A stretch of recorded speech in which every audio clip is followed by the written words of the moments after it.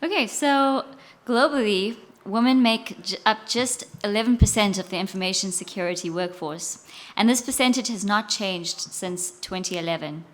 The stagnation of women's participation in the workforce is particularly troubling, as the gap between available and unfilled positions in cybersecurity is estimated to grow to 1.8 million by 2022.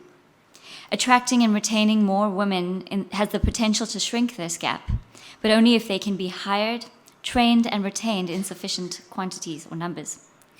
Not only is diversity key in addressing the skills gap, but in a security landscape where attackers continue to outpace defenders, enriching problem solving with a diversity of perspectives could be pivotal in keeping up. My name is Rhea Naidoo, and I'll be hosting the panel today. I'm an engagement manager at McKinsey & Company, part of the Cyber Solutions by McKinsey team. I'm a mechanical engineer who spent 4 years designing and building mega project processing plants in South Africa.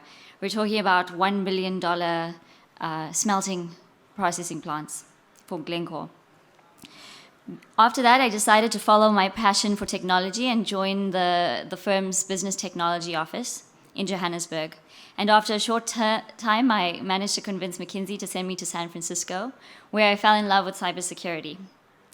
For the past 7 years, I've also been the author of my blog, engineerchic.com, which advocates and celebrates women in highly gender-exclusive technical fields. I'm thrilled to host this panel of successful and distinctive women as we have a research-backed discussion about the real challenges that women face in the industry, the structural issues and unconscious biases that are negatively impacting career advancement and retention of women, and the practical steps that companies can take and should take to create a more balanced workplace. But before I start, I'll hand it over to the panel to briefly introduce themselves. Why don't you go ahead, Mandy? I'm Mandy. I work for the Australian government, but I'm here on my own, so anything I say cannot be attributed back to the Australian government. I have a background as a fraud investigator and a computer forensic analyst, and I'm currently working in a cybersecurity role. I am the branch executive of AISA Brisbane, and I'm the chief editor of the Australian Women's Security Network blog. I'm also an illustrator and a muso. Hi, so, okay, I'll keep it further away. Hi, so I'm Pearce from Cisco, senior security consultant there, so I do the normal things, whether that's breaking or advising, what it takes to make customers make good security decisions. I do a lot of speaking, mentoring of other women, and believe a lot in sort of the power of diversity and difference.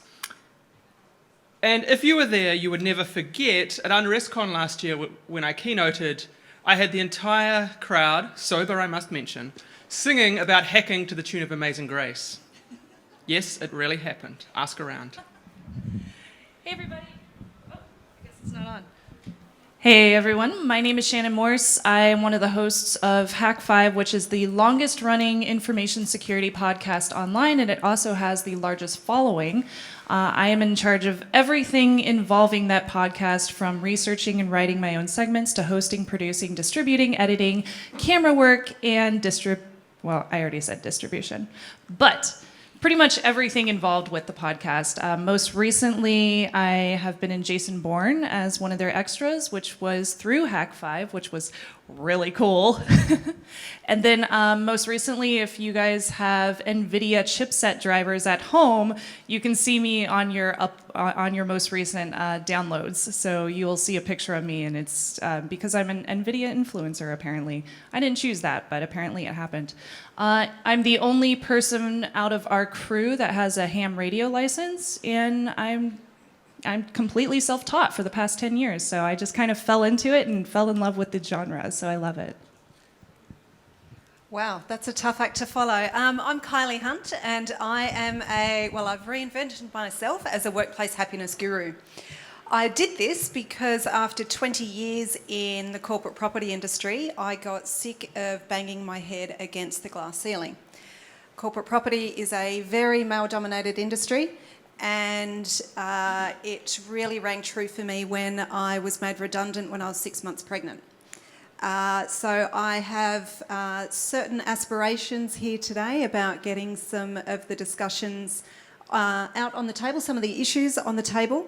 And at the end of the day, I'd just like to say that we want the best person for the job, regardless of whether they're a male or a female, but it needs to come from an equal playing field. And the discussion that we're going to have today will show that it isn't an equal playing field, and we're really privileged to have you guys here to try and help that playing field become a little bit more level. And just on a side note, I didn't know about the Jason Bourne claim to fame. Yeah. I have a claim to fame. My claim to fame is that I was an extra in The Matrix, which was a very long time ago. So Wow. there you go. Wow, that's Does one. it? That's a winner. Okay. Thank you. I feel really separate from everyone else here, so I'm just going to run down there.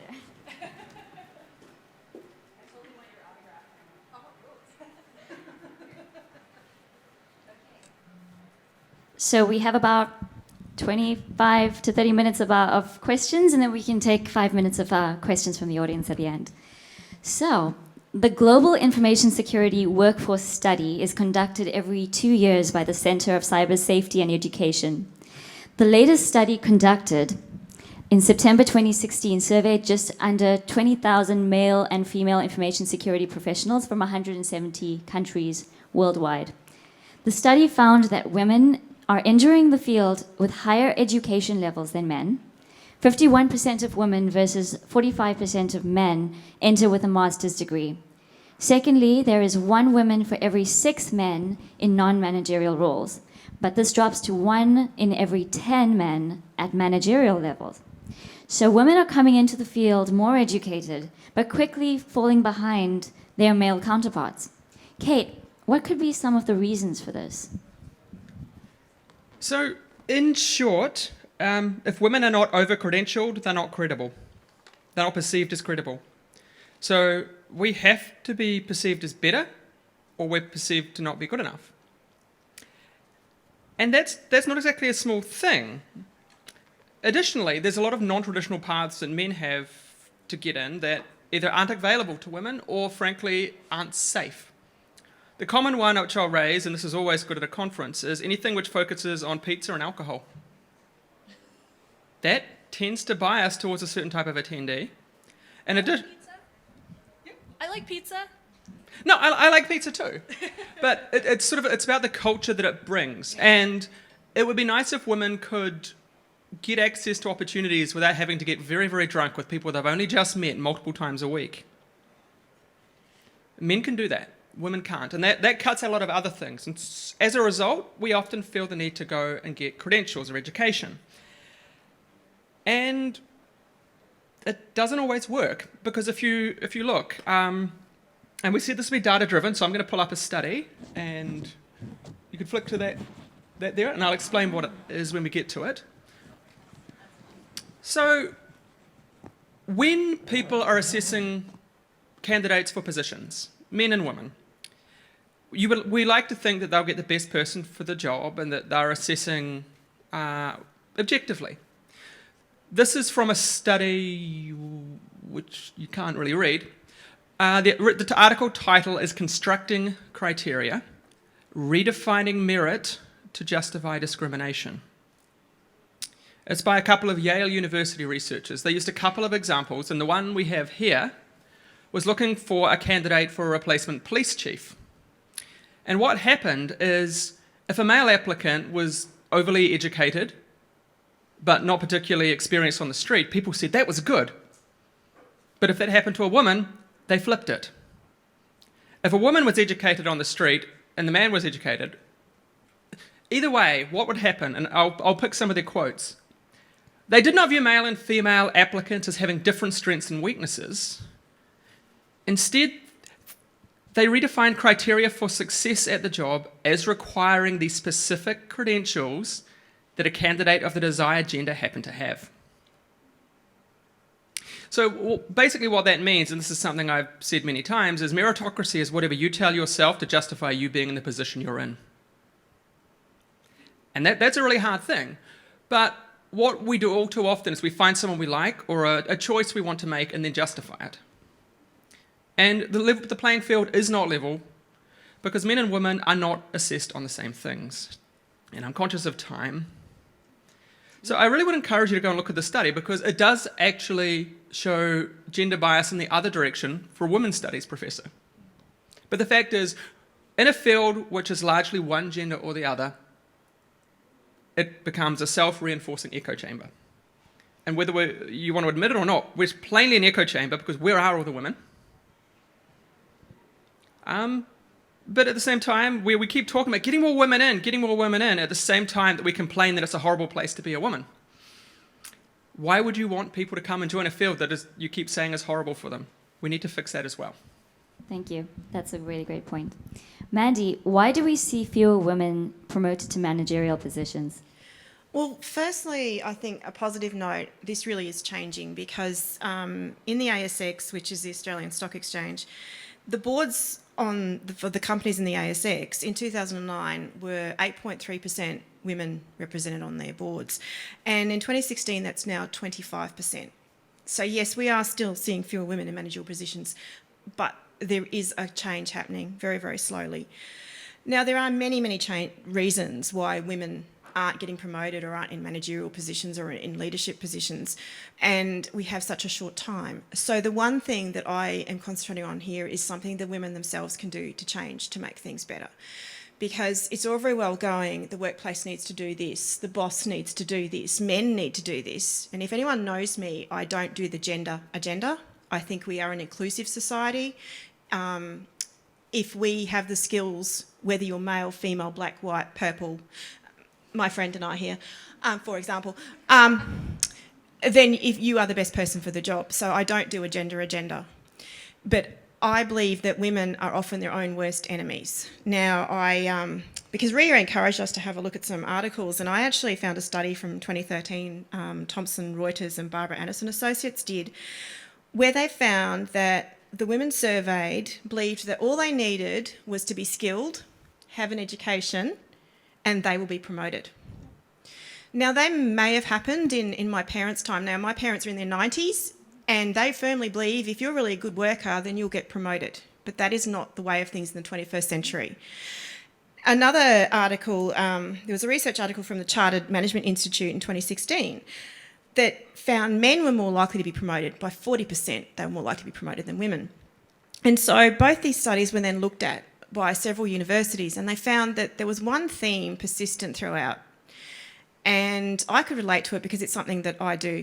Women cannot advocate for themselves. They cannot promote themselves. So they may have been the best person for the job, but they, for some reason, it's probably a cultural thing in the way they were brought up, they cannot self-promote. So I think women need to learn to articulate what they can do. Can I jump in there? I want to jump in there quickly because at the same time, there are studies that show when women do self-promote, they're punished for it. This is true. So part of the learning experience then is how do you self-promote and not be thought of as abrasive or that you're trying to be a man. So the challenge is for women, and I really think we need to own that as something that we can change as influencers. And we're here, sitting here talking about this very topic, and people have come to listen to this, and I'm sure they all have ideas too, on how women can advocate for themselves, coming across in a way that is best suitable for them in a diverse society. I agree, and thanks for bringing up the studies. I think that the McKinsey Women in the Workplace study actually says that women are, in fact, negotiating just as much as men, but are not achieving as many promotions. So what are we doing wrong, and what about the workplace is preventing women from succeeding when they're having those discussions? So I just want to quote Sheryl Sandberg in her book Lean In, Women, Work, and the Will to Lead. Aggressive and hard-charging women violate unwritten rules about acceptable social conduct. Men are continually applauded for being ambitious and powerful and successful, but women who display the same traits often pay a social penalty. Female accomplishments come at a cost. So I think this segues really well into my next question. And it's a little bit of, there we go. So the same study I mentioned earlier asked men and women about diversity and inclusion. 51% of women say that they have experienced discrimination in the workplace, while only 15% of men reported experiencing discrimination. Here is the breakdown. So 87% of these women reported that they have experienced unconscious biases. 53% said that they had experienced unexplained denial or delay in their career advancement. And 29% said that they have experienced exaggerating highlighting of mistakes, errors, and occurrences. So, Kylie, tell me a little bit about unconscious bias. Some in the audience may not be familiar with this term, so can you give some examples? Certainly. So I might enlist the help of Malcolm Gladwell to help discern the difference between conscious and unconscious bias. In Malcolm Gladwell's book Blink, which is a fabulous read, he says that our attitudes towards race and gender essentially operate on two levels. Our conscious level, so this is what we choose to believe. So we might say, actually, I choose to believe that women should have equal opportunities in the workforce. The next level is the unconscious level. Now, this is something that we don't deliberately choose. This is influenced by the people we've met, the experiences we have, the books we read, the education we have. And what's disturbing about this is that these unconscious attitudes might be completely incompatible with our conscious bias, with our conscious levels. So our unconscious levels might be very different to our conscious levels. What we would like to do here is to actually raise those examples and say, well, actually, it was only when I was asked the question, hey, do you have some examples of some unconscious bias, where I've gone, oh, actually, I didn't think I did, but I do. And, you know, a key example would be when I was sitting in a boardroom full of men and I was trying to get a point across. Now, I would say it diplomatically, I would say it objectively, but yet I wasn't heard. And then the person next to me or another gentleman in the room might say exactly the same point, but say it in a more aggressive or powerful way, and everyone would go, oh yeah, that's a really good idea. And I'm like, oh, I just said that. Were you not listening? And so there's things like that that we experience all the time that might not be something that we would generally think of as being an unconscious bias, but it clearly is. And that's just one example of many, and I won't go into to all the details, but just one other quick thing on that, I know you're chomping at the bit, is there's this feeling that when we talk about men, we talk a lot about leadership and strength and men being providers, and traditionally women are seen as the nurturers and the caregivers. And it goes to that point before where we do show strength and leadership, it's often sort of seen as bitchy, or you're not the right person for the job.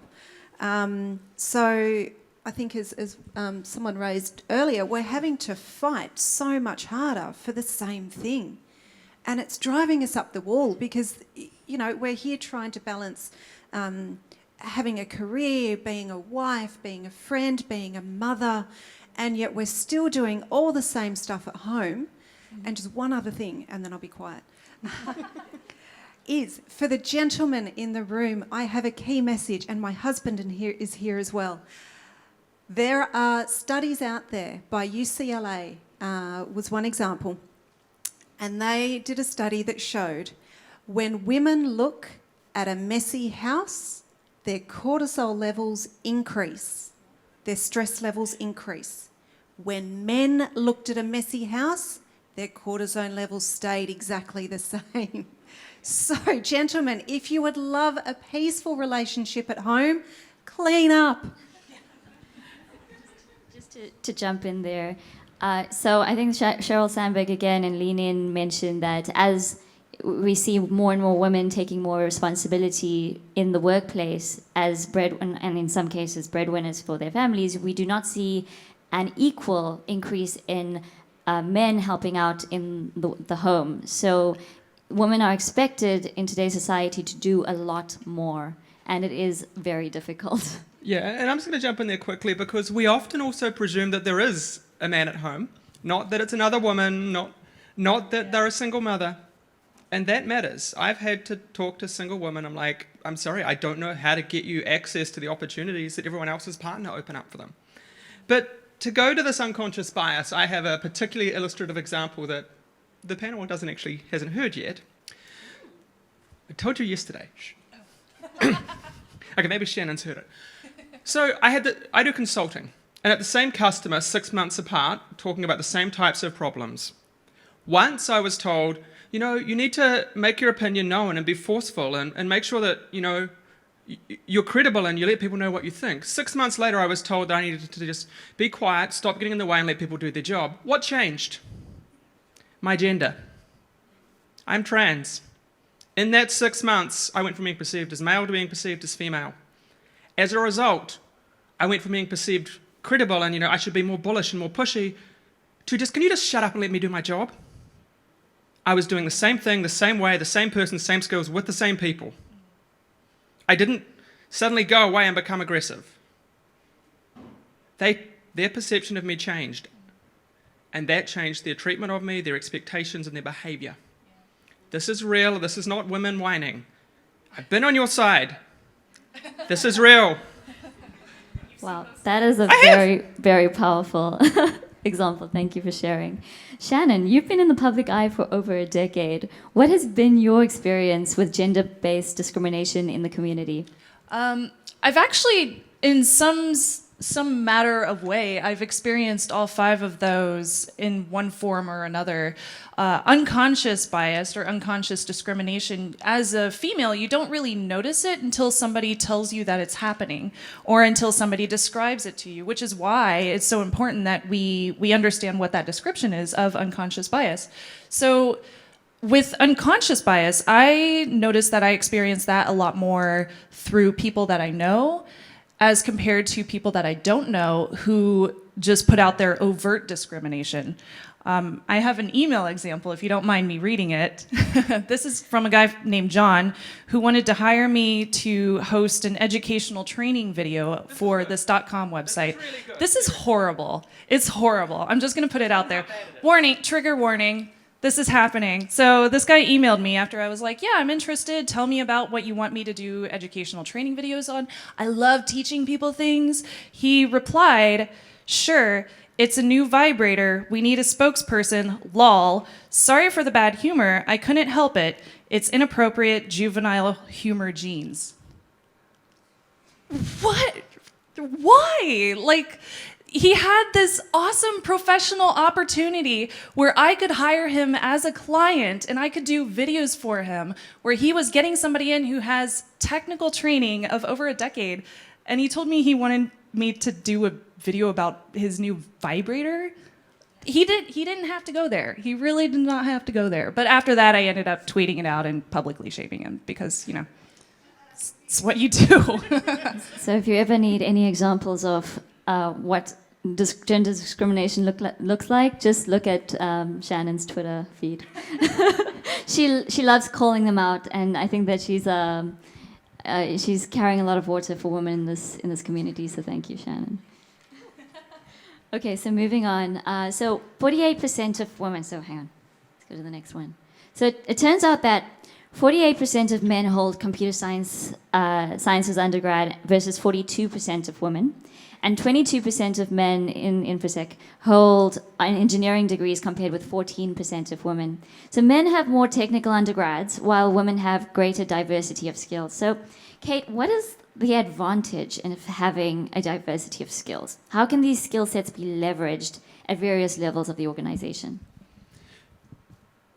So this is interesting, particularly for me, working in consulting where we have a lot of highly technical people. Oh God, I can never put them in front of a customer. The women tend not to have that tendency as much, which means when it comes to things that actually involve working with people, they've been socialized all of their life to be good at it. They've been expected to be good at it, and they've generally been trained better at, I'm not going to call them soft skills because they're a lot more difficult than the hard skills. because it requires you building a theory of mind, understanding motivations. You're not just reverse engineering a system, you're reverse engineering a person and the society that built them and they operate in. Now, women do that every day. As we go around in the world, we're modeling the people around us, whether that's for our own safety, as we have to do quite often, or for other reasons. And so we tend to be better at interrelating with people. We have those protocols down. And let me see, what did I say? What matters is the ability to interrelate and innovate in ways that can't be easily systematized. And yeah, women have been and still are expected to do those things. To teach, to communicate, to reconcile.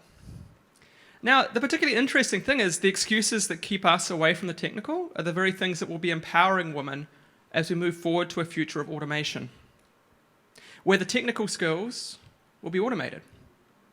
People can give jobs to machines, but people in positions of influence won't be giving control to machines anytime soon. And those who can translate the technical to the personal will be those that own the future. And right now, that's looking like it's going to be women, whether that's education or whether that's actually working in the workforce. Yeah, I think that I'd just like to quote the McKinsey & Company Diversity Matters study. McKinsey & Company is just known for its embracing of diversity in general, and we're a company that is built on the fact that we are distinctive problem solvers. So I think that a lot of the studies that we do are to try to illustrate the fact that diversity impacts problem solving, and women are incredibly good problem solvers. But anyway, the McKinsey & Company Diversity Matters study showed that a statistically significant positive relationship between financial performance and more diverse leadership. The results of the study indicated that a more diverse company is better able to win top talent, improve their customer orientation, employee satisfaction, and decision making, leading to a virtuous cycle of increasing returns.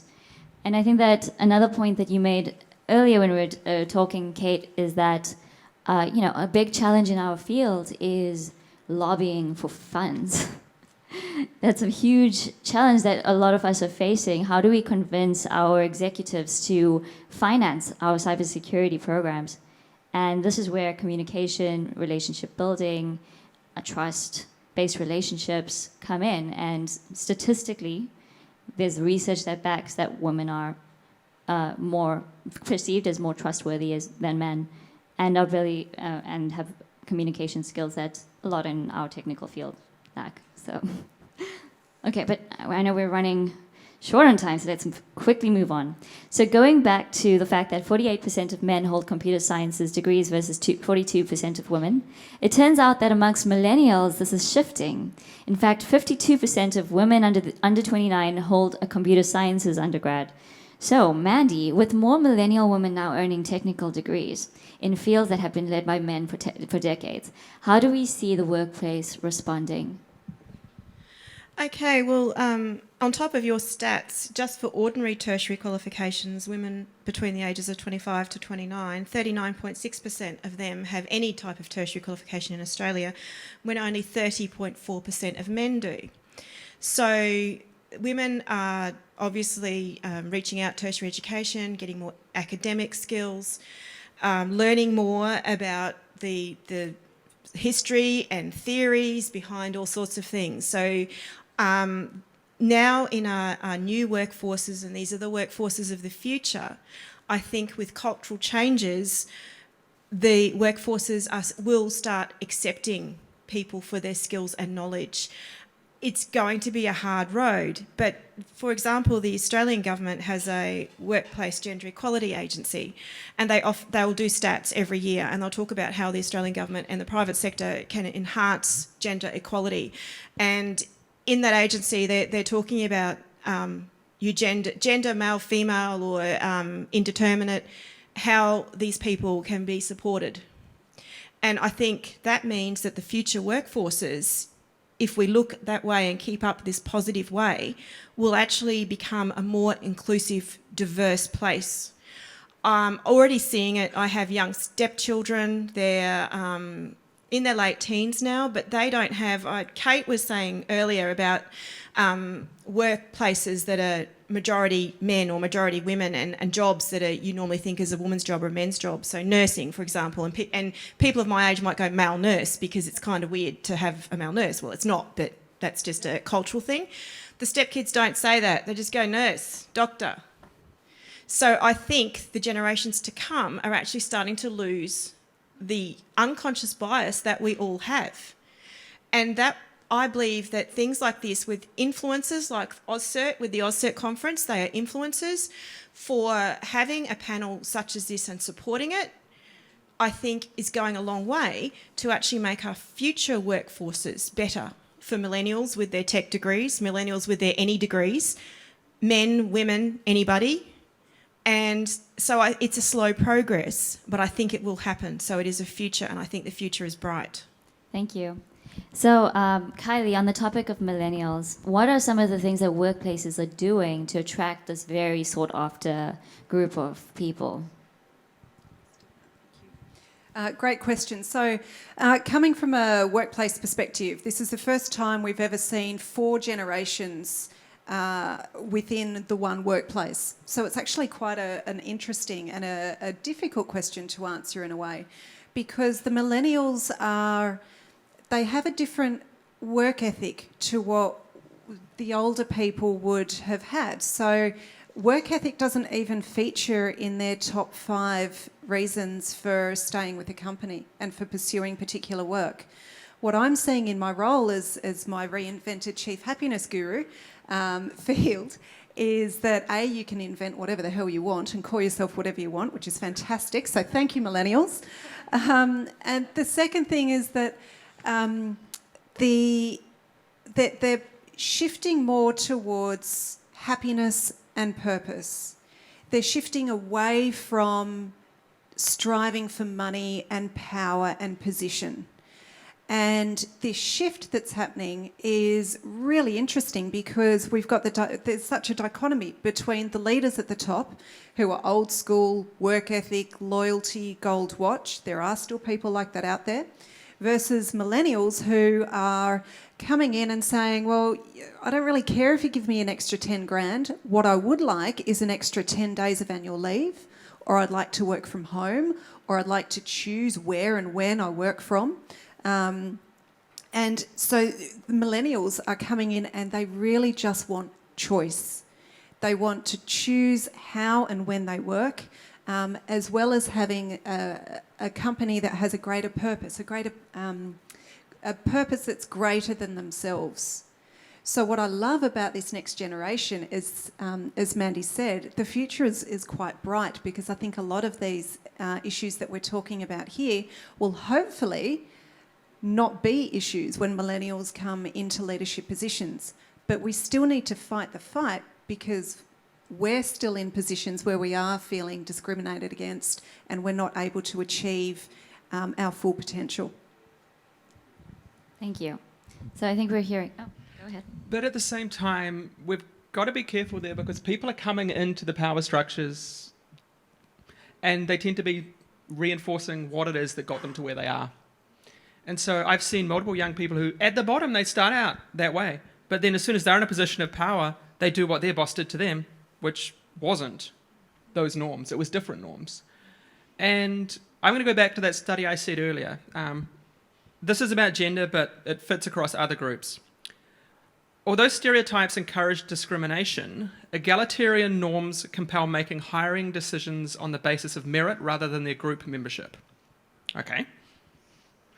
But these conflicting pressures can be reconciled by defining and redefining merit in a manner that justifies discrimination. In our experiment, participants who exhibited the most pro-male bias in their decisions also proved the most confident in the objectivity of their decision. They felt they had chosen the right man for the job, when in fact they had chosen the right job criteria for the man. Interesting. Okay. So we've got only 5 minutes left. I know that some of you might want to have questions, but we've still got some topics to cover. So I'm going to keep going, and then you can find us in the hallways afterwards. So let's address the elephant in the room. Women leave the workplace to have children, and those that return are often met with extreme challenges in balancing both work and family responsibilities. Unfortunately for most, this coincides with the time that women are entering into managerial positions, and the burden of work responsibilities is at a heightened and far more competitive level. As Sheryl Sandberg, in her amazing book, said, women pass over challenging projects and promotions in the anticipation of having family responsibilities down the line. But we also know that the world is changing, making the workplace more conducive to new mothers and fathers. So, Kylie, what changes are companies making to retain their top talent?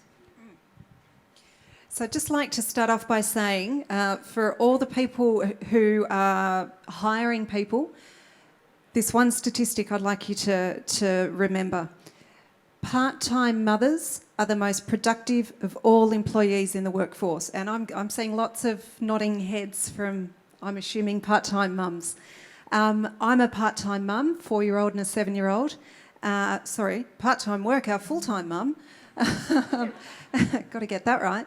And the balance is really, really tricky. But if you want to get something done, the old adage is give it to a busy person. Well, if you want to get stuff done, give it to a part-time mum, because she's got a certain amount of, or part-time caregiver, because they've got only a certain amount of time in which to get stuff done.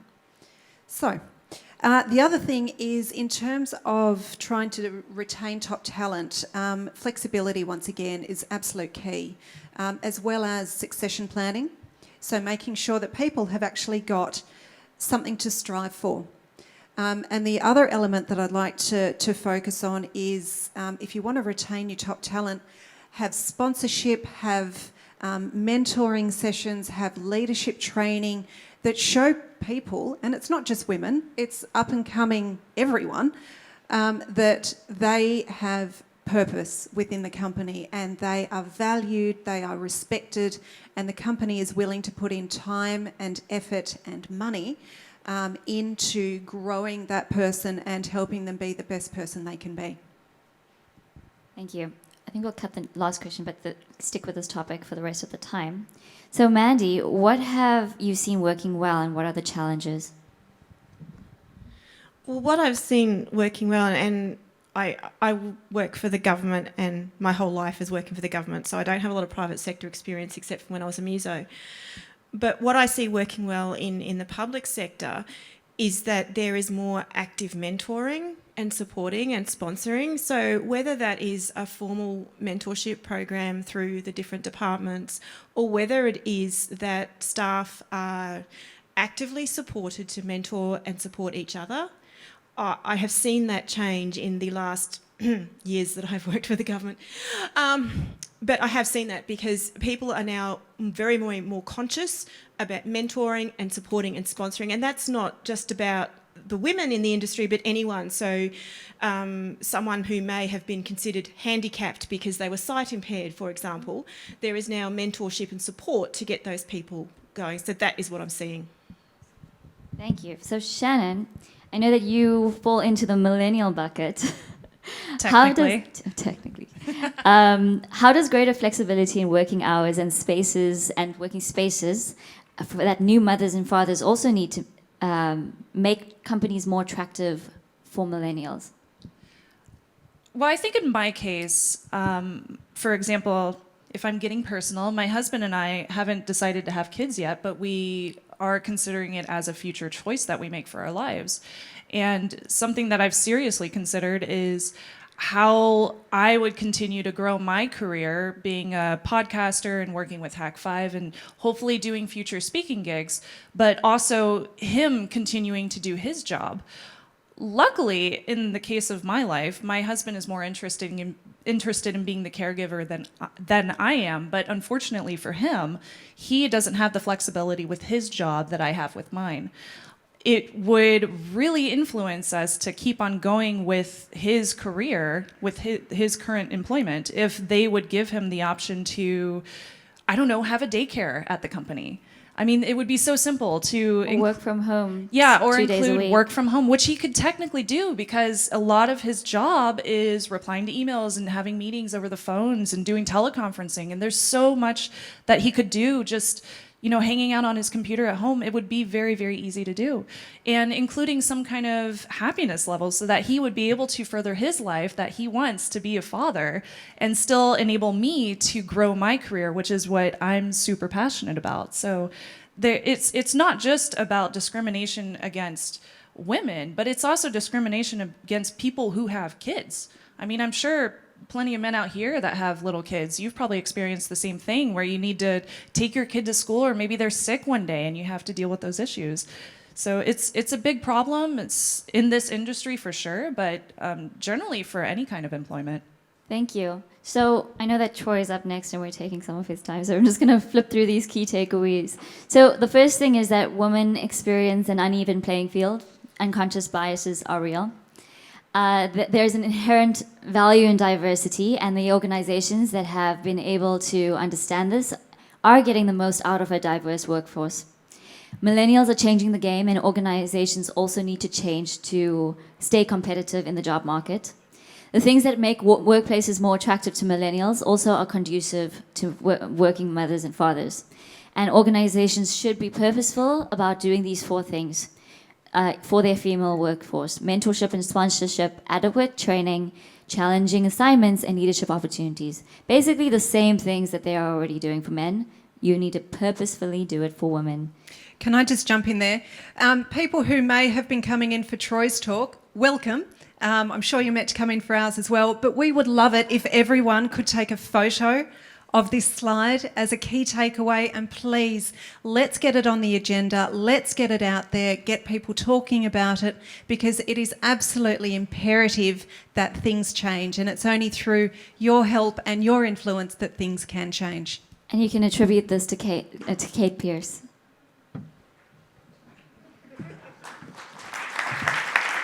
Thank you, ladies, for this amazing discussion. Thank you so much for coming and listening to us.